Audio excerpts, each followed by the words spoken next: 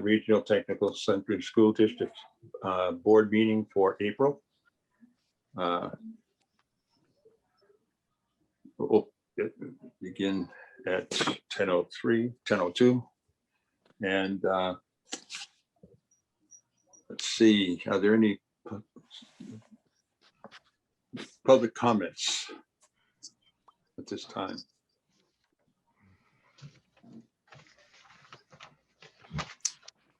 Seeing none, we'll move on to the consent agenda. Okay, so we have the minutes from the full board meeting of March of March of 2021. March. Does anybody, are there any problems or questions about those minutes? No, I'll move them, but it's March 8th date. Oh, March 8th. Yeah. And I'll second her. Okay.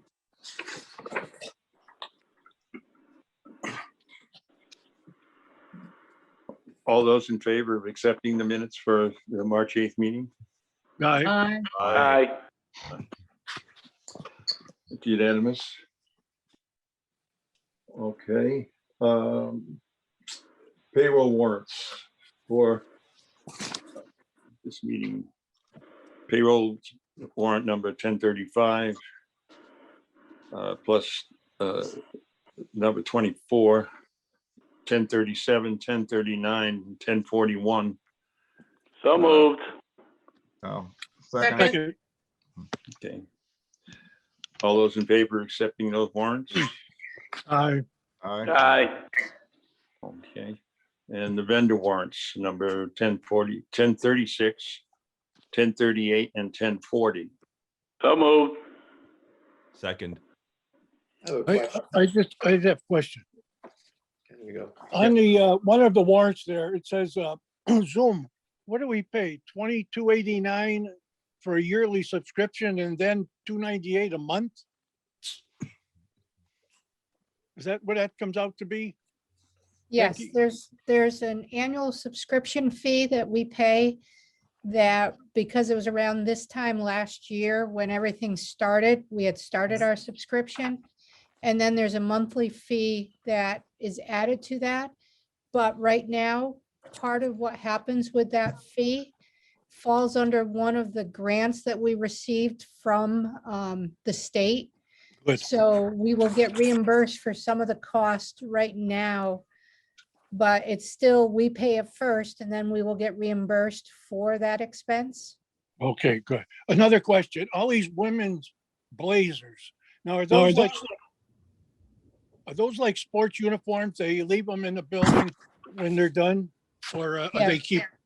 Nope, they don't keep them. They stay in the building. They're the HOSA. It's the new organization, the new Ctso that we have, which is HOSA for the Health Occupations Group. And because of COVID, once again, instead of having just a few that they'd have to share and put on and take off as their different events happened, we purchased enough that people could have one to wear, but it stays with us. And next year, the new group would come in. They would be dry cleaned and sanitized so that the next group could wear them. But it's because it's a new organization, we needed to acquire their uniforms. Okay, thank you. Very good. I just had a quick question. Could you refresh me on what the gear grant is and does? I noticed the Blazers came out of that and a few other things. Yep. So the gear grant, again, is money from the state for some, again, related to COVID and to eliminate cross-contamination, to provide some assistance with remote and hybrid teaching. So if it's, a lot of it has to do with getting individual sets of tools that are in the classroom. So for example, in auto, there's basic tools that all the students use when they're working on the different vehicles. And rather than them having to share, which now is delayed because we'd have to take the tools, sanitize them, get them back into the shop area for the next student to use. The gear grant provides us some funding that we could make some of those purchases. So we'd have multi-sets in the classroom that would allow the education to continue faster. Some long range kind of purchases. The gear fund covers this school year and into part of the FY22 school year. And it's a set amount that we were not given, but we're allowed to apply for, to provide some of those purchases to move forward in the situation that we're in and be prepared if we have to go back to remote learning, to be able to send some of those kits home, or to provide internet access to students in different ways like MiFi units and things like that, to allow that to still continue without interrupting the education a great deal. And Becky, if I could chime in to a little bit broader about gear. So every state received gear money, GEER, it's an acronym for Governor's Education Emergency Relief Funds, I believe is what it stands for. Each state was given I don't know what the formula was, but from the federal government, but each state received gear money, and it was up to the governor of each state what to do with that money, although it had to go towards education. Governor Scott, Vermont received about $4.7 million in gear fund allotments, and Governor Scott decided that 4.7 would be distributed amongst all the tech centers in the state. So it was designated just for tech centers. The formula that was used to determine what each center was eligible to apply for was based on two things. Number one, the number of free and reduced lunches in the area, as well as broadband connectivity. So depending on where you lived, you may have received more money in the broadband category or more money in the food category. It doesn't mean you had to spend it in those categories. That's just the allocation formula that they received, or that we received. And we did fairly well. I don't remember the exact amount, but I want to say it was 200 and Becky would know. She's probably got it right at her fingertips there, where I don't. I'm speaking off the cuff on this, but it was, I want to say it was close to $300,000, I think, that we received. That's And, good. No, it wasn't, they didn't just write us a check though. I mean, we had to apply for it and tell them what we anticipate spending it on, and they had to approve it. So it's, it wasn't just a blank check.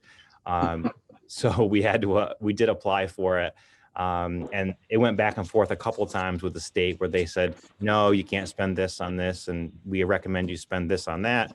And so after a couple of rounds of back and forth, it was approved for our allotment. And as Becky said, it covers this school year as well as some of next school year, and for things like she mentioned. And so we anticipate spending all of the funds sooner rather than later, even though they are available into next year. But it's to cover things like what Ken talked about, like Zoom, for example. A lot of people think Zoom is free. Well, not the one that we're using. The ones that schools use, it's not free. And that's where all those, toll-free numbers come from, and all the dial-in stuff and the recording and all that stuff does cost money. You certainly can have a free Zoom account. There's no question about it. But to have the control that we need for 30 some classrooms and all the recording space and things, it is expensive. There's no question about it. So I hope that answers your question, Mike, and anyone else. Abundantly, thank you. Fantastic. Okay. And just to finalize the dollar amount, it was 245,000 for gear. I was close. Okay. You were.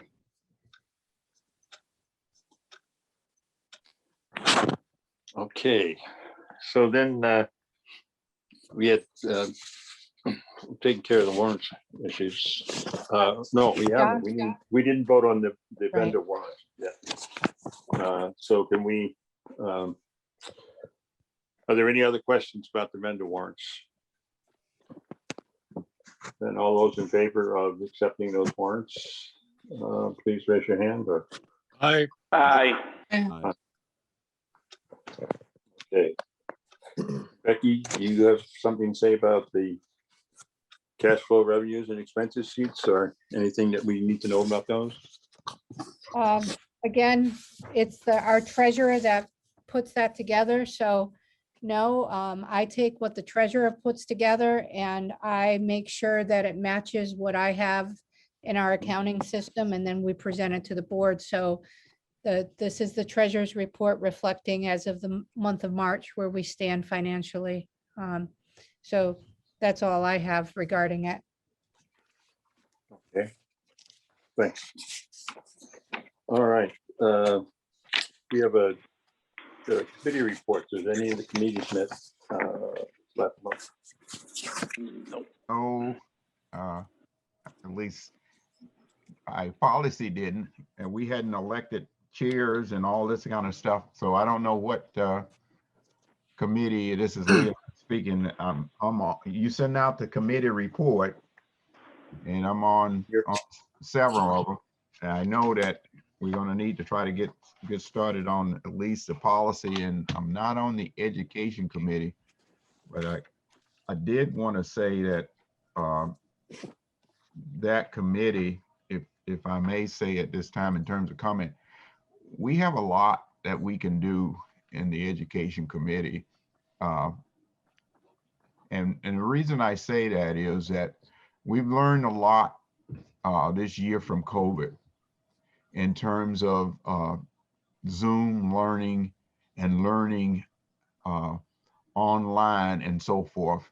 And the opportunities that we need to be thinking about is some of those in the area of that we don't offer at this technical center.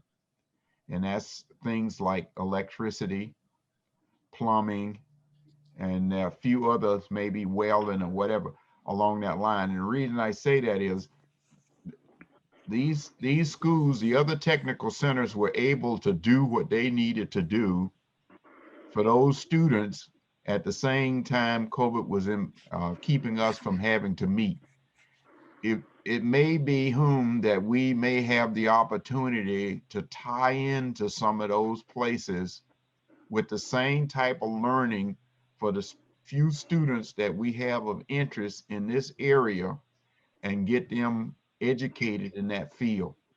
And so I think that there's a lot of opportunities now for the education committee to think about those and get and create some activity with this development center to try to meet the needs of the community and students that may have the special interests when we didn't have an opportunity, when distant learning was a problem. Leon, you bring up some really good points. And if I could just, this was part of my superintendent's report, but I think it's better brought up right now while the topic is relevant. You know, all we've talked about, when I say we as a school system, since last March is COVID. It's all we've talked about. It seems like across the world. Obviously, it's very prevalent, and it has had a major impact on education for us, as you all know. We've done the best we can, and I think we've done better than the best we can. We've done really well given the situation. But we continue to talk about additional opportunities that aren't COVID related. School will go on again in a more normal fashion, and I don't know when, but it will, hopefully sooner rather than later. And there are other opportunities, as Leon talked about, both in person and distance learning wise, that we can likely offer to students. And I know what Leon's getting at. It's not necessarily opening up a whole new program. It's specialized education for, say, 3 or 4 students who are interested in welding, or perhaps 4 or 5 students are interested in advanced culinary, or you pick the topic. Okay, I mean, there's a million of them. But there's more opportunity for us, I think, going forward. And I also think that the value of career and tech education has been seen through COVID, given what we've been able to do both locally, statewide, and nationally. I think the value of CTE, or career and tech education, is starting to become more recognized as part of this pandemic, because people need to be trained. Careers that weren't there before are going to be there now, and careers that were there are going to be gone. So we have to be evolving all the time. I'd like to piggyback on what you just said, Michael.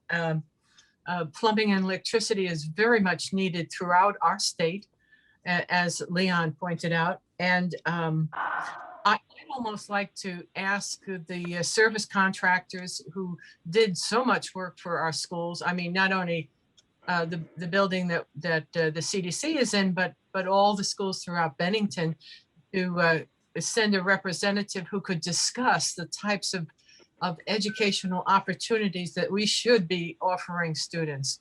In other words, gather them into the committee too, because they have been into our schools. They live here. That they know a lot about what we do. So that's my suggestion. Jackie, it's a great suggestion. And what I would say is a couple of things. Number one, once visitors are allowed back in the building and not as contractors to visit classrooms, I think that's a great idea. And those are things we normally do anyway. And they're part of our advisory committees, but it's a great suggestion. And, I think that's something that we could set up center-wide, not just for plumbing and electricity, but all the specialized careers that are available once we can allow visitors back into the building when the regulations do change. I do suspect that may be soon, as late as the fall, but there's only 6 weeks left of school at this point. So, but thank you, Jackie. That's a great suggestion. Mike, I have a question.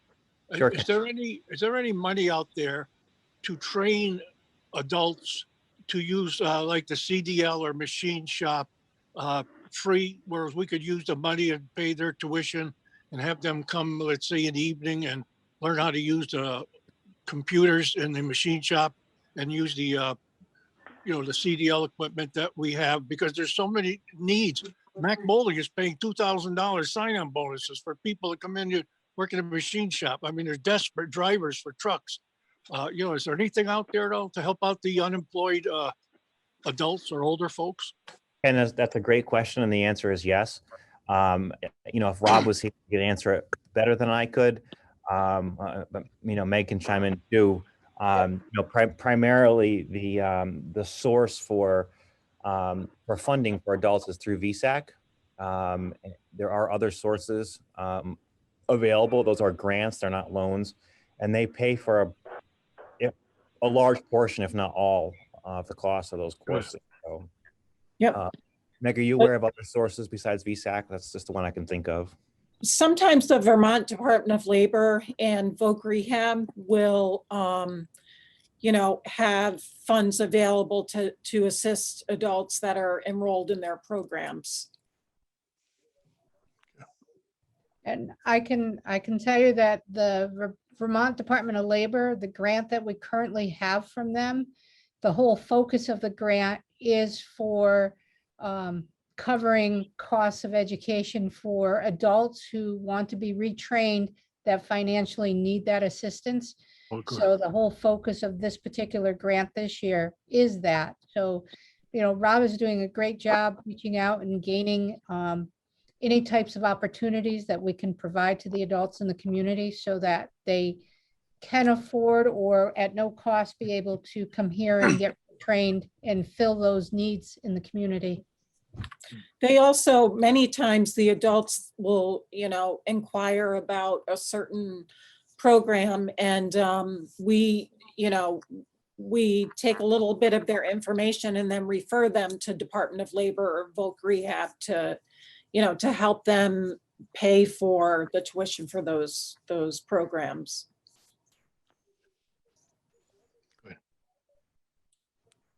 Do we have an instructor for the machine shop, or is it that gentleman that's still working there? We have advertised for it, and we're hoping to do interviews before the end of the school year. And yet we still have Tim Mullen is still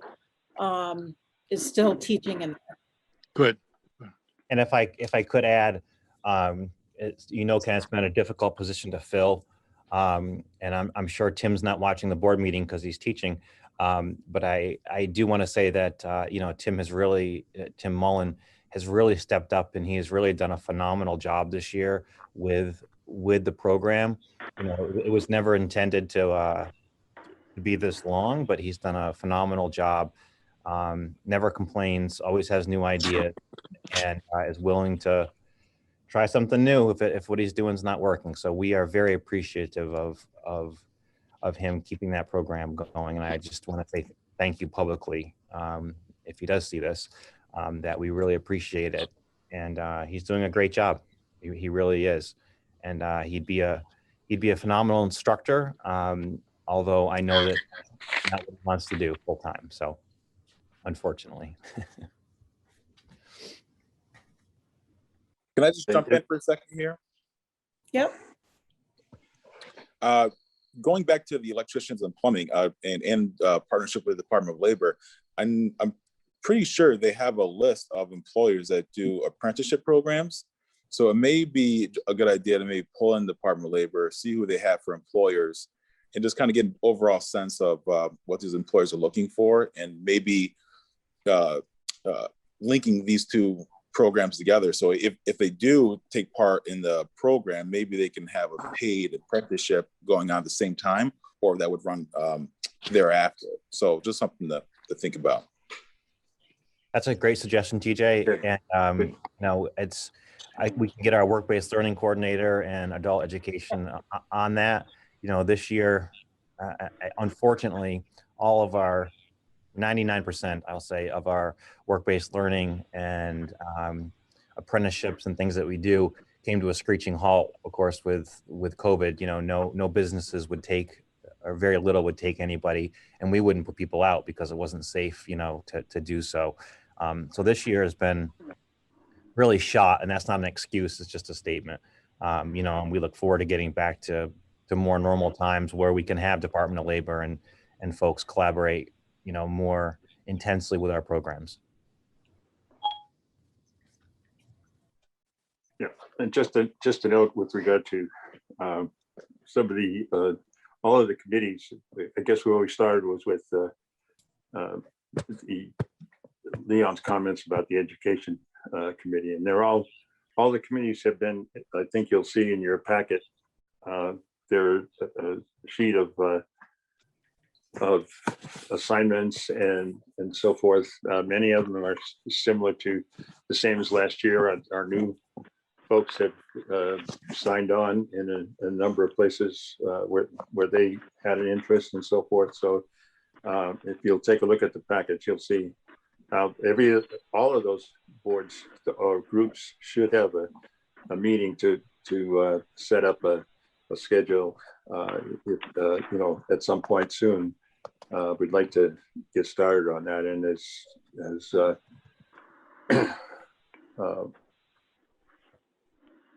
and I should be notified anytime there's any of those meetings, because I'm sort of what do they call it, assigned to all of them when I can make it, kind of thing. So I'd like to know about them, what's going on with them as well. So if we can get started on that, I would appreciate that greatly. Okay. Well, John. Yeah. This is Lee. I had a question. It may be a question of when and how to get started. I mean, we got a bunch of new people as well, and then we're into a new year. Shouldn't it be that the first meeting, that's what I'm trying to get into. Once there should be a date and a time just set for each one of them to give an opportunity to meet and regroup, because who's going to lead them right now? It's got the names and the members, but everybody is waiting on somebody else to take the initiative to get going. And so it may be a recommendation from here is that we just schedule a time for each one of them to get started, and then behind that, we can move on from that point. Is that, I think that's what everybody is waiting on, is that initial start. Well, I would hope that one of the experienced members of each of the committees would step up on that. I feel like it's not something that I should be assigning. I really feel like somebody should step up. So, you know, if on the policy committee, Leon, you've done it for quite a while, and you've got some other people who are interested, and it seems like you know, you've done a very good job so far. If you would just go ahead and schedule that and use and set it up, yeah, we can use this account to this Zoom account in order to have the meeting itself. So if you set that up with Sandy, you know, that would be excellent. The same with all of the committees. You know, once you know, Jackie with education and facilities, or Ken, you know, the people who've got some experience in those things already, finance committee, you know, there are lots of people who already had, you know, have experience with all of these things. So if they would just, you know, could step up on those and get the first thing started with, especially with, and set that up through Sandy so that we're not all trying to book on the same day at the same time. So John, are you identified veteran people on each committee? Are those the people that you want to reach out to Sandy to set up meetings? Well, I was picking names. That would be a good thing if somebody, if one of the veterans from those committees would do that. I just picked out names as I was going down through the list, but I don't want to, like I said, I don't want to assign people. I would like to, you know, them to jump on board themselves. I just looked through the Dropbox and I don't see the committee list. So could you tell me where that's located? It was in the packet that got sent out as well. Yeah. Yeah, it's way in the back. But I thought it was in the drop list. Oh, myself, let me see again. If you say it's not in there, it's not in there, but I was. That's okay. I'll look in the packet then. Okay. Yeah, No that's problem. where mine was in the packet. Okay. Yeah. So anyway, yeah, if you could do that, and then you know, that would be very helpful. And then Sandy could help you get in touch with the others. It's the second to last page, Jackie. If you're looking at the packets, it should be the second to last page in there. So Thank you. You're welcome. Thank you. Just real quick, I think that's a good idea, just to make sure we know who's going to take the head, will be the lead on at least organizing the first meeting. You're right, Leanne. I've just kind of been on the sidelines trying to, you know, wait to see kind of what's going to transpire. But I mean, we have 4 committees that we're looking at trying to get a start on here. I don't mind stepping up and doing the initial email chain in the groups that I'm in, but if we can like at least designate a person that they're to start it, I think that'd be good direction to move in. Mm-hmm. Okay. I mean, historically, you know, the committees have been formed by interest and or appointed by the chair and vice chair. Those committees would then meet in a small group, and then they would form, you know, their own little subboard, if you will, with a chair and a clerk and whatnot to take minutes. So those subcommittees become little, you know, literally subcommittees of the board that function like the board at a much smaller process. So that's been what's occurred in the past and the process that we have used. Some committees are more active than others. You know, Leon indicated there are a lot of policy. There should be a lot of policy committee meetings. Quite frankly, there are a lot of policies that we have that are just fine. We like to review them. Sometimes we need new policies. You know, through this COVID thing, we've identified some areas that we would think we need some new policy. And that takes time to happen, but it's got to go through committee. For example, the finance committee is usually only active, you know, from, I say really active, you know, from November to the end of December or January, because their primary role is helping to develop and approve the budget. So that committee is only really active for a couple months out of the year, with the exception of maybe some special, you know, funds or something. And then the education committee, you know, should meet more regularly. Probably we haven't had a lot of education committee meetings, and I think part of it has been because of COVID and because of, you know, we only can do it over Zoom and et cetera, and not excuses, just statements. And, you know, but it would be nice for us at the school to be able to share with the committee what we're thinking about education wise going forward, so we can, you know, we can get a sense of what you're thinking. And, you know, if you give us the green light to go forward, you think it's a good idea, you think it's a horrible idea, and it's nothing that you would support. I don't think that would happen, but you get my point. To bring things to a smaller committee where we can just talk it out before it comes to the full board like this, that, you know, that's live and recorded and et cetera. Sometimes those small committee meetings are very helpful to talk out projects and topics and things that we're thinking about. I can give you a great for instance, like last year before COVID, we were changing the name and the logo for the CDC, Southwest Tech. And so what we were able to do through that meeting was, number one, discuss it, and number two,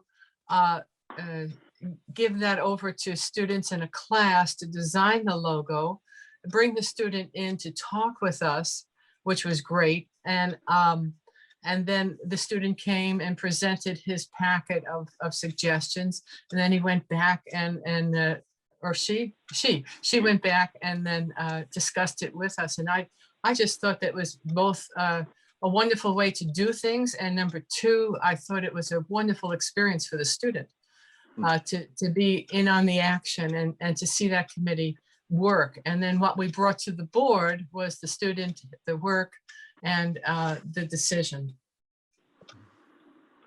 I got two things I wanted us to take a commitment to. Is one, I think we need to say that we all like to have all these committees meet in May, by the end of May for the first time. Is one of the things I would like to see us do. The second question I like to know, for the ones that you mentioned, are like the policy committee, I need to know whether the times, like, is this 10 o'clock a good time? I have John Lamson that's on one of them, the committee review, RGB. Is this a good time for him to meet, or do we need to switch some times? Like if we met on Mondays, on the off Mondays at 10 o'clock, whether we can all get our meetings in on a Monday at 10, just schedule it in here. Is that what I needed to know? At least we need to know, since we're all here at 10 o'clock today. So the next meeting could, let's say we in May, was May 5th and May 12th and 19th. Oh no, I'm in April, I'm sorry. And May is 3rd, 10th, 17, and 24. Those are some Mondays that we could meet at 10 o'clock for each one of these meetings, just to get a start out, if it's not a problem with anybody. I think it's a good suggestion. John Lamson is teaching at that time. Right. So we'll have John's teaching at that time. Thanks, Sandy. Yep. I'll have to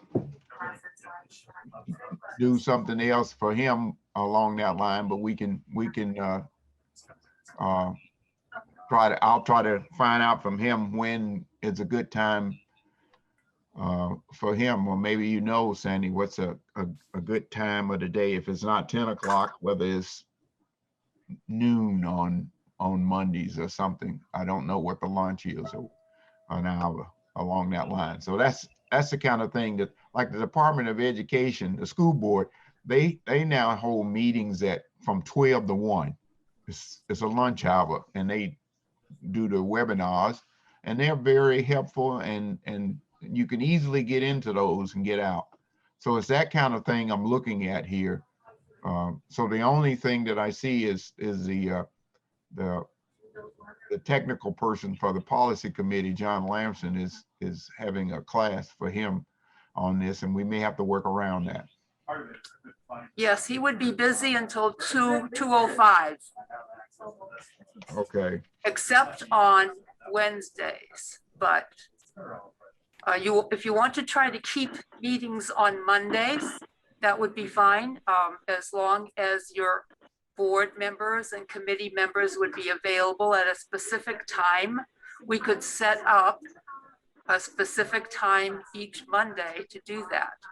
Right. I would like to start us out at least for the policy committee. We won't have John, but I think I'd like to see everybody get in on May at 10 o'clock, one of these days in May. I'm just. Yes, your May meeting is May 10th, so we don't have a great deal of time. That's right. May 10th is that, but I mean the meetings for the committees, just a month of May of trying to get that done for everyone. Not that it is done before our next meeting, but just a commitment of a May date for each one of the education, finance, policy committee, and we can have the bylaw review committee at the at a different time at one of those others. But that's all I was indicating. Leon, I think that, as Jackie said, those are great suggestions, and I think the best way to go forward is probably just to set the meetings with the date and time, and because we're never going to have a full consensus of everyone that can be there. Right. So just schedule the meetings, put them on. Who can come is there, and that's great. And for the policy meeting, we could talk to John. Depending on the day, perhaps he could be doing something different with the students that day, or perhaps they're combined with another class for that hour. Who knows? We haven't talked to John. So I think just scheduling them, getting them on the books, and whoever can come Right. as a start, and then go from there. I think that's the best way to do it. Yeah. My suggestion would be the 17th. You want the 17th for which one? Well, can all of them meet on the 17th, or? At 10 o'clock, there's overlapping names on each one of the committees, so it'll be difficult. Okay, so how about one committee on the 3rd, one committee on the 17th, and one committee on the 24th? That would be one that we can do right now. We can do one on the 26th, next Monday. There you go. Right, 26 at 10 o'clock. 10 o'clock. Well, whoever, Jackie, are you going to handle the education? Sure, I can, Okay. yes. And Fran, you're going to handle the finance? Sure. Thank you. Yep. And Leon, you'll take care of policy? Yes, I will. So Okay. I can say May 3rd. We can do May 3rd. At 10 o'clock for that. Okay. And I can say the 26th for the education committee, next Monday. Then perhaps on May 17th, we can do the bylaw committee, although maybe we could look at the time just to see if we can bring John in, since he's going to be teaching at that time. Maybe it would be worth it to take TJ's account advice into account and send out an email. Perhaps that would be the best way to go about scheduling that for the 17th. Yep, and we got the finance committee. It's the one. We have the 24th left. So how about that? It'll be the 24th then. Okay, so we have the 26th of April is education. The 3rd of May is policy. The 17th of May is bylaw. The 24th of May will be finance. I will send out an indication of each one of these to your committees, and those who can respond positively, they can be there. How's that work for y'all? Right. Good. Sounds good. That's good. And we can get superintendent's evaluation meeting going in June. In June. Sounds good. Thank That you. would be- Okay, so we got a plan. We got a plan. Okay. All right.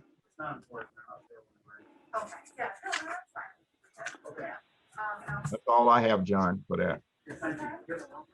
Okay, thank you. All right, if I can find my agenda again.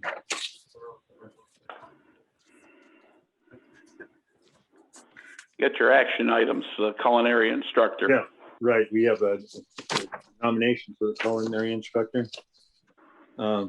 Meg, you want to handle that? Yep. So in your packet, you'll see the nomination form for Mark Anthony Conway. He has 26 years of experience in the culinary world. He has an associate's in culinary arts from Schenectady County Community College. He also has some connections there. We're hoping that he can work with those connections to help help our students maybe earn some college credit. The students are very excited to have him here. He's from my hometown, Troy, New York. Yay! So we have another Troy person on board. You know, he's going to do a great job. We had 12 applicants and we interviewed 4 and then brought 2 back to do second interviews. Okay. Question? Any questions on the Yeah. nomination? Well, Yeah, I really like it that he was a spec 4 too in the military. Yes, Yeah. yes. Yep. I have a question about that, just the form of the application for Leah. There's several spots that says licensure expired, final child protection, some dates that are just left dates open. Was a date intended to go in there for all of those things to be completed on the application? The licensure, because he has to go through the program, there isn't a current license. So that's where Superintendent Lawler has to request a provisional license while he goes through the program to get licensed in culinary or CTE. So that's why that information is empty. So what I'd like, and just to break in, what I'm getting at is that's the information that probably should have been on the sheet to say it was to be determined or set by the superintendent, so we all know it, is what I'm getting at. Okay. If that's what it is for each one of those items, so that we'll know that when the public see this, they'll know that we're doing the things that we supposed to be doing, and they in the works, and that we've done what we say we needed to have done to put this person in place, and the rest of the stuff is being verified. That's a good point, Leon. I mean, we know internally, but you're right that for the public and for the rest of the board, that those weren't just left blank for any reason or skipped over. As far as the licensing piece goes, I can speak to that. I do have to apply for, Becky's right, a provisional / apprenticeship license for him. That's for any new teacher. That's already been done. It's one of the first things that I do once they are provisionally hired. That's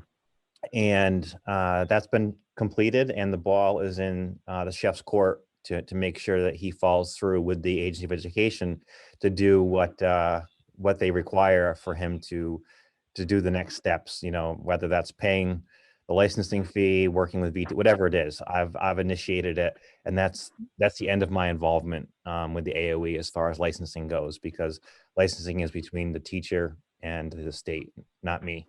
I just get to initiate it for them. That's it. So. And he's been notified of that, right, Michael? Oh yes, yep. Yep. We've been back and forth with emails. So he's aware. yeah, so once we go ahead and approve, or then he would get started in that process then. Yes, he's already started the process. I can see that online. So. Right. Okay. Mike, what's the timeline on that? How soon does he have to get that, have it by? So that's a good question, Fran, and a complicated one. No. No, not really. He has to. he'll be issued the apprenticeship license fairly quickly as long as he pays the pays the dues, whatever that cost is. Pretty pricey, quite frankly. Yeah. And then he's enrolled, like any new teacher, in the Vermont Tech's teacher prep program. So it will take him 3 to 4 years to become fully Okay. licensed. That's what I thought. Okay. Yeah, to hold what's called a level 1 license. Gotcha. Well, it'll take him 3 or 4 years to get through all the coursework. Right. So it's a burden for new teachers, and it's part of the reason I'll say it publicly, and it's not against anything or anybody. Right. The teacher prep program is intense, and it takes a lot of time and effort and work, and it's we lose a lot of teachers because of it, quite frankly, and not just here. I mean, statewide, and so it is being looked at. I can tell you, I went through the program, when I taught, and it's intense, and it is.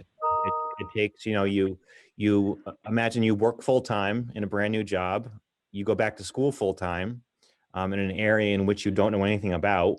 You do Zoom meetings right now, or you drive to Randolph every other Saturday, and you're there for 8 or 9 hours a day. You do a 2-week boot camp in the summer, and then you keep doing that for 3 or 4 years. So it's a lot. It's a lot. Yeah. Our teachers also typically work in their field as well.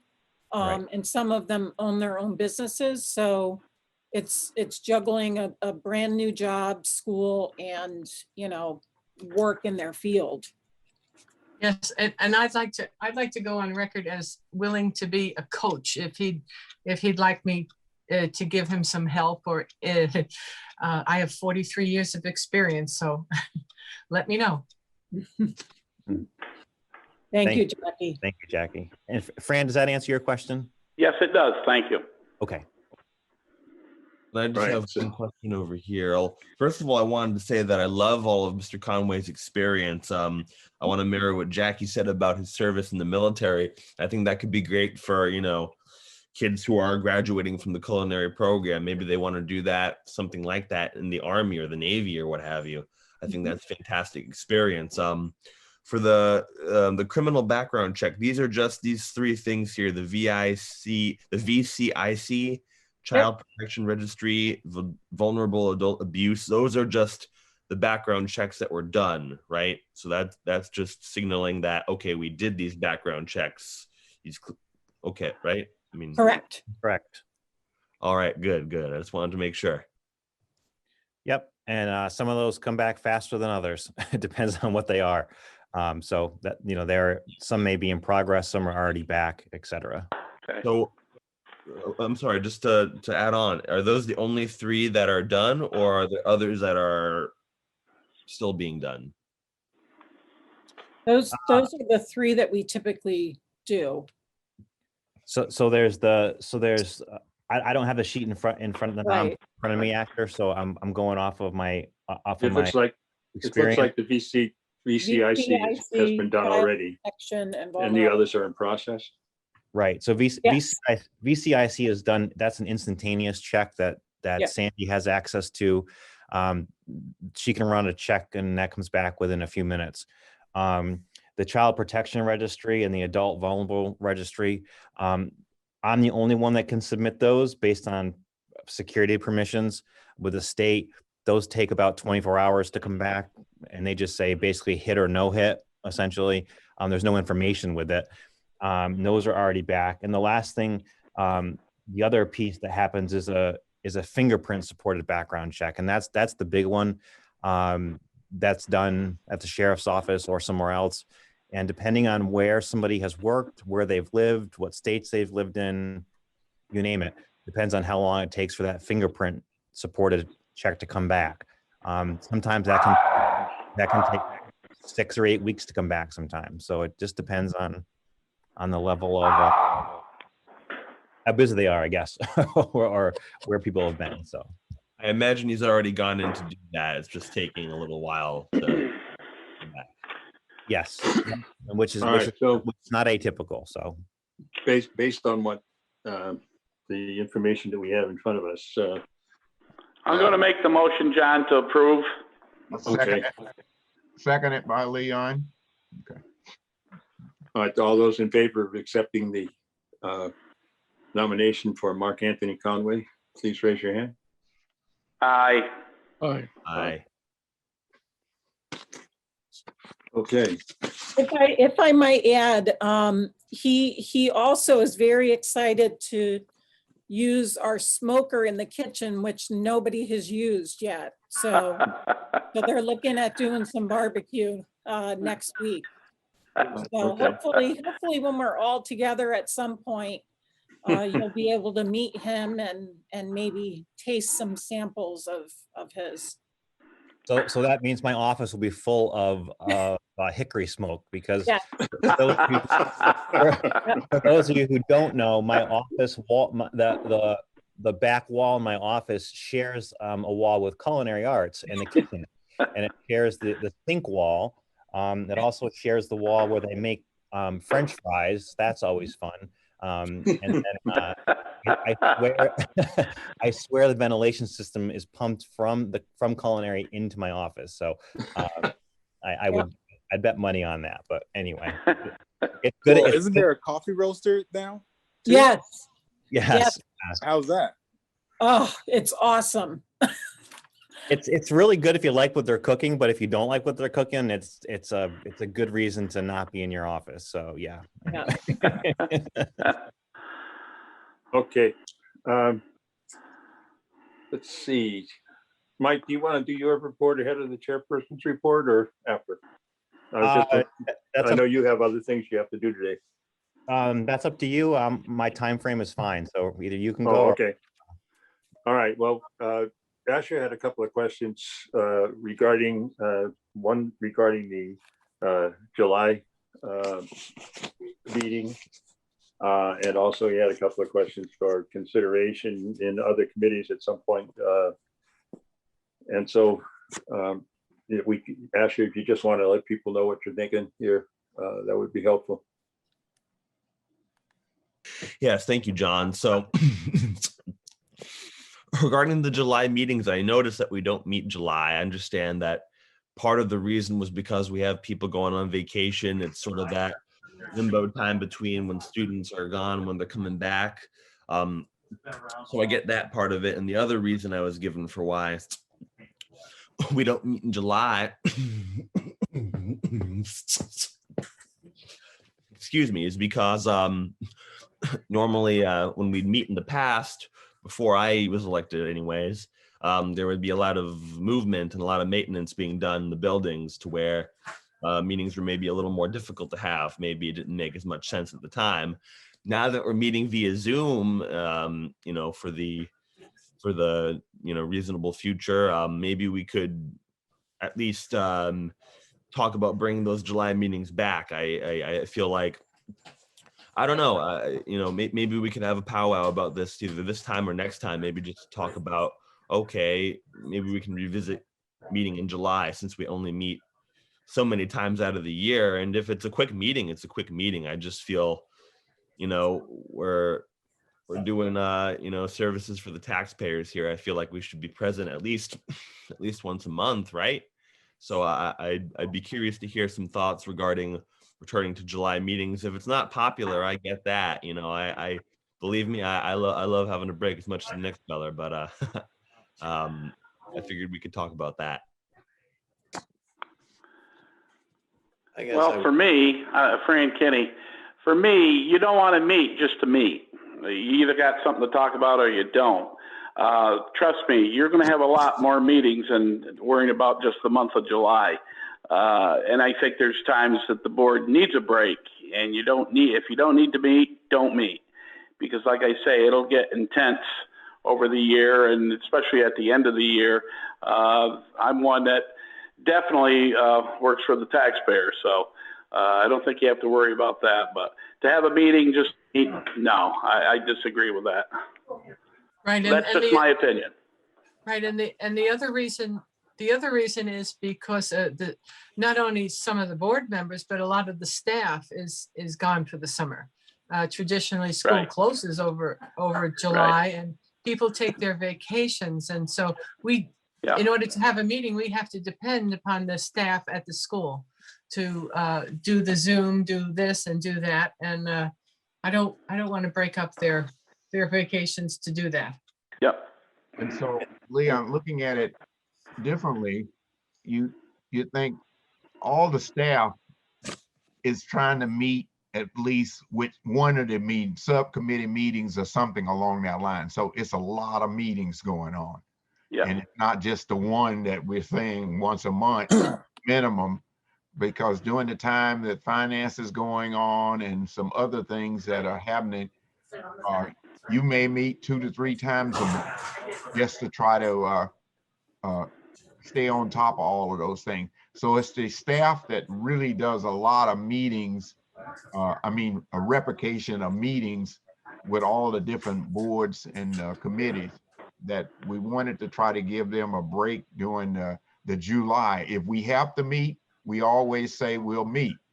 If we don't have to meet, we try to give them a window to say that we can do something else in July and come back in August hitting the ground. Yep. And it's usually all school boards take July off too. SBUSD, SVSU, MAU. It's not just Southwest Technical. Good to know. Yeah, I just wanted to sort of gauge y'all's opinions on that. And I certainly don't want to say that we're not working for the taxpayers. That wasn't my intention at all. Furthermore, absolutely, Fran. So furthermore, I wanted to know about what y'all thoughts were on 504 IEP meetings. It's my understanding that when these meetings are being held, right, for kids coming from MAU over to Southwest Tech, parents can sign a waiver to say that the teacher doesn't need to be there. And I understand, we want to make sure that these 504 IEP meetings are as accessible as possible. That way we're not interfering with teacher schedule. That way we're ensuring that parents can make it. I want to gauge your opinions on that, because I had a meeting with John Phipps, the equity coordinator over at SVSU, and I brought this issue up. So I really want to make sure that we're all on the same page regarding these meetings. That way, when students are sitting in their classrooms, there's not going to be any surprise regarding, okay, the teacher knows this kid has this disability and here are the things that they should expect.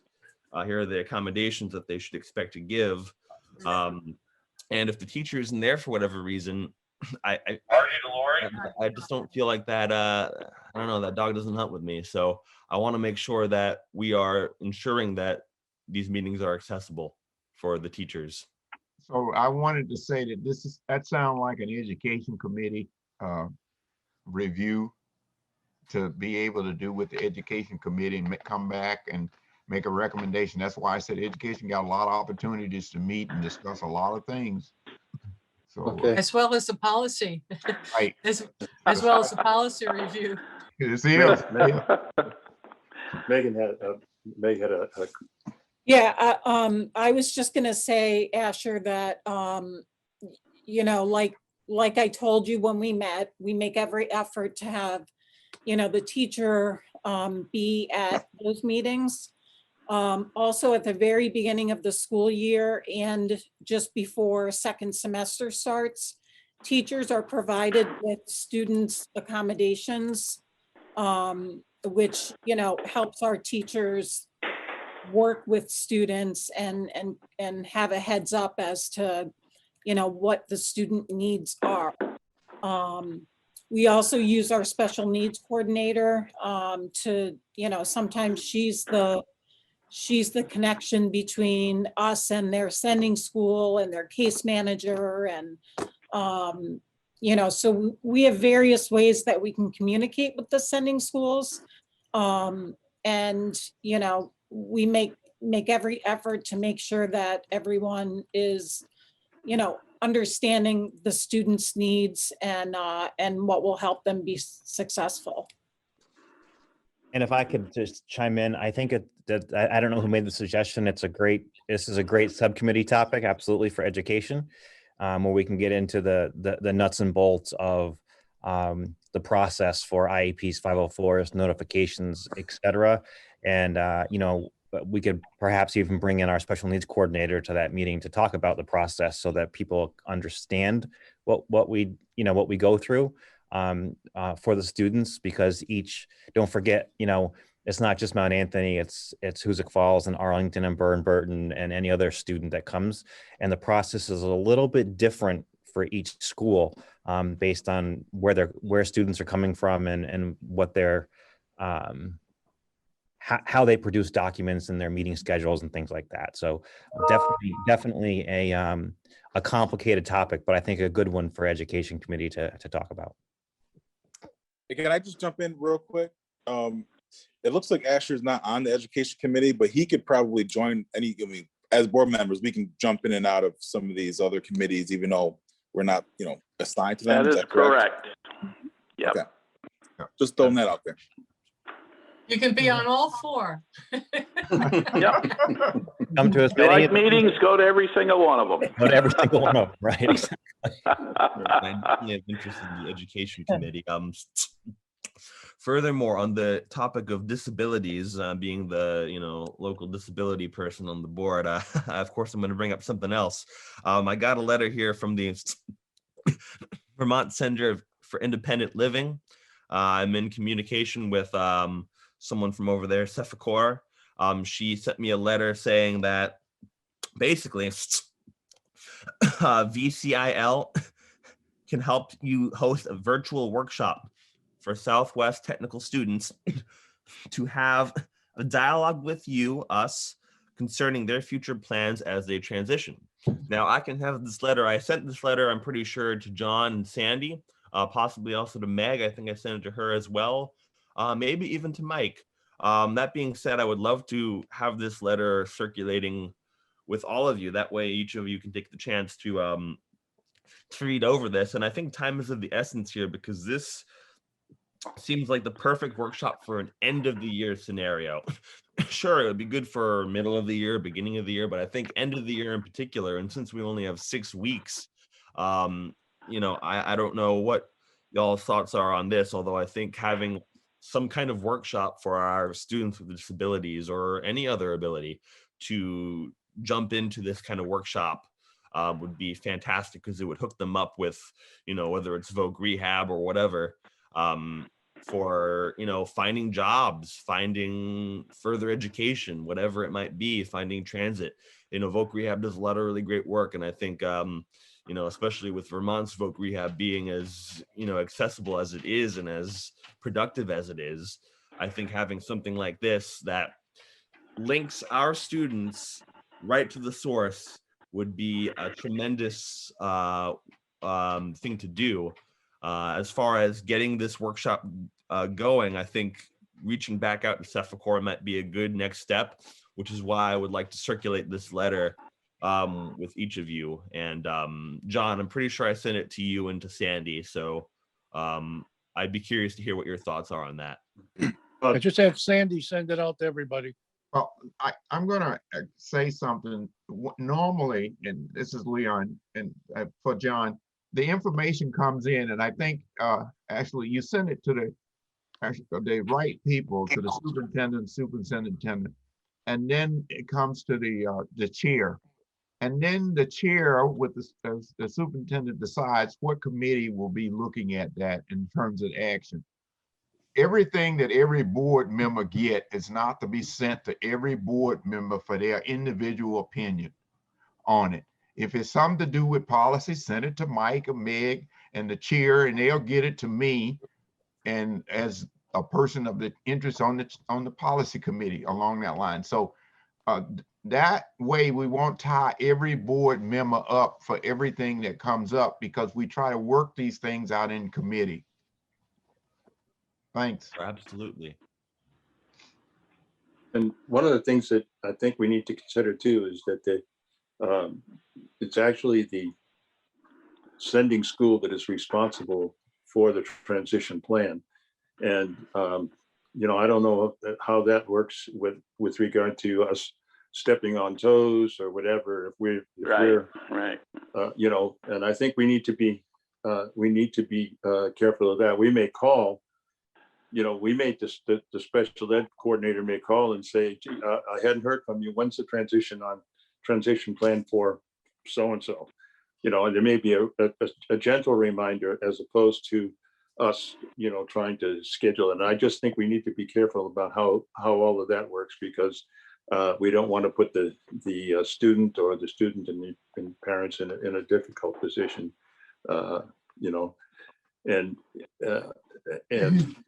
each school knows that they have a responsibility to work on a transition plan almost from day one.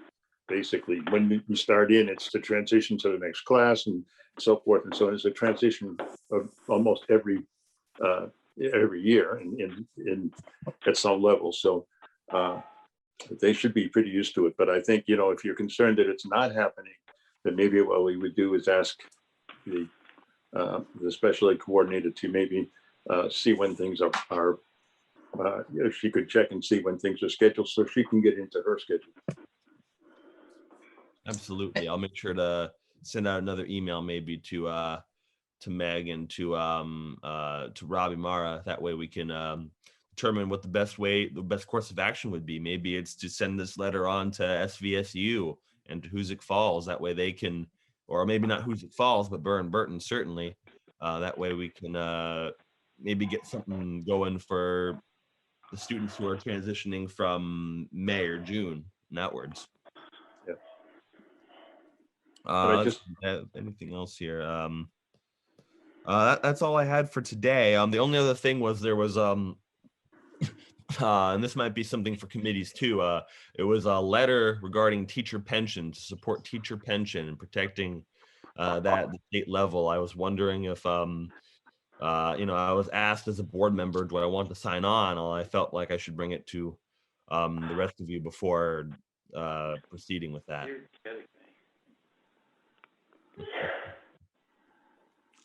I think if somebody's asking you for your personal opinion, then, you know, that's fine. You know, I think if they're asking you to respond as a board member, that's a different thing. But if they're asking for Asher Edelson's opinion with regard to that as a citizen, then it's okay to go ahead and do that. But, you know, I think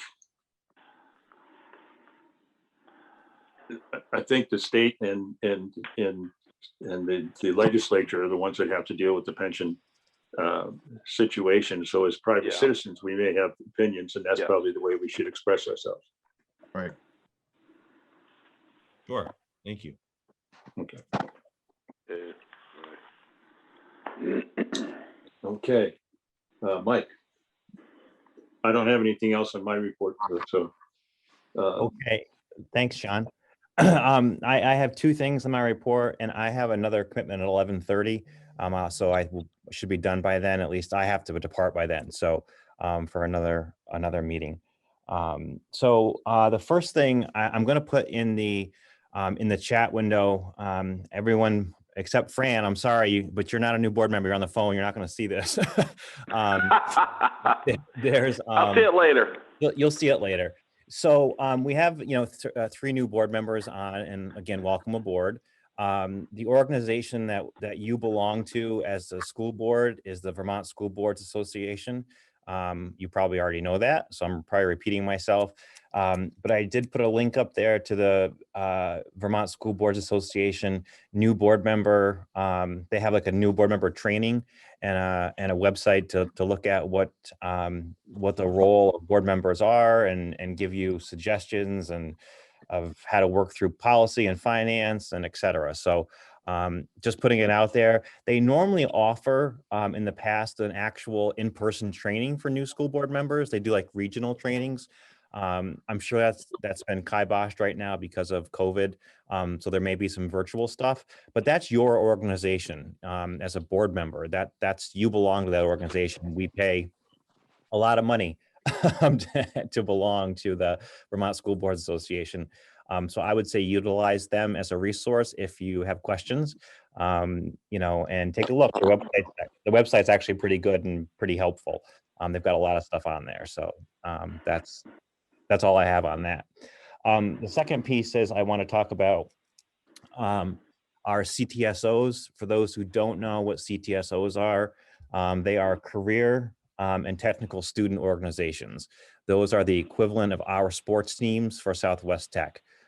They're state and national competitions that our students belong to and compete in each year and normally do very well. And this year is no exception to that. There are not as many competitions because of COVID. They're all virtual.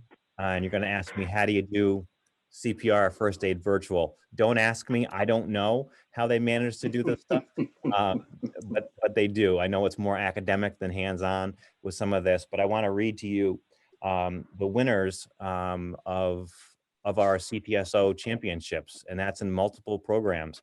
So I'm going to switch over to my email here. So if you hear, I get like 100 emails a day. If you hear them coming in, I can't mute myself and read to you an email. So here we go. So you heard in the beginning of HOSA, which is our health occupations CTSO. They used to belong to Skillsusa, but they've switched to HOSA. They find it more engaging and more challenging. Under the category of job seeking skills, Alexis Cordair won gold. CPR and first aid, it was a team of Madison Coonrad and Jake Crockwell who won gold. Medical law and ethics was Alexis Harrington who won gold. And medical terminology was Mackenzie Ketchum was gold, Paige Snyder silver, and Caden Simpson bronze.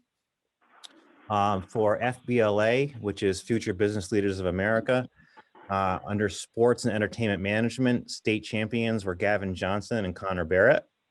Accounting 2, third place, Gavin Johnson. Personal finance, second place, Andrew Gilbert. And lastly, Skillsusa. Skillsusa is a large organization for those who aren't familiar with it. All of our programs can belong to Skillsusa.